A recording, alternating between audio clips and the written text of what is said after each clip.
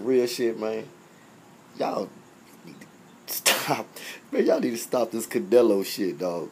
I mean, even if the dude got, you know what I'm saying, a puncher's chance at beating Mayweather, so does a nigga off the street. I mean, this man beat up 1,000 tomato cans. Come over here.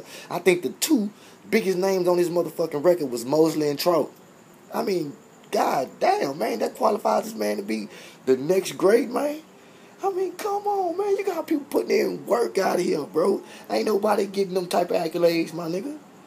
Damn, you think Mayweather just jumped out here and just all of a sudden designated himself the king of the ring, bro? This man put in work, man. It's an A-class fighter, man. I don't know who the fuck Canelo been fighting, man. But the man ain't fought nobody, bro. And that ain't just my opinion, my nigga. Go look on boxingrec.com, dog, and look at this man fucking record. Ain't nobody on there you know except motherfucking me Mosley and motherfucking me Trout. You might know Kermit Citron, but they ain't shit. Who he beat, man?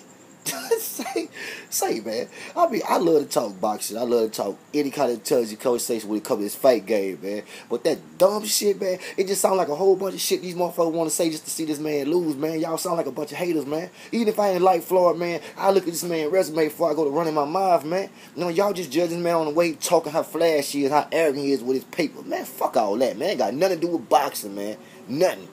You know what I'm saying? If you want to talk about boxing, keep it boxing. All that other shit that this man do, man, let that man enjoy his own life, man. You sound like a bitch, you know what I'm saying? Straight up. Nigga, this from H-Time, man. Straight up. Ghetto Eyewitness, man. Signing out, man. Peace.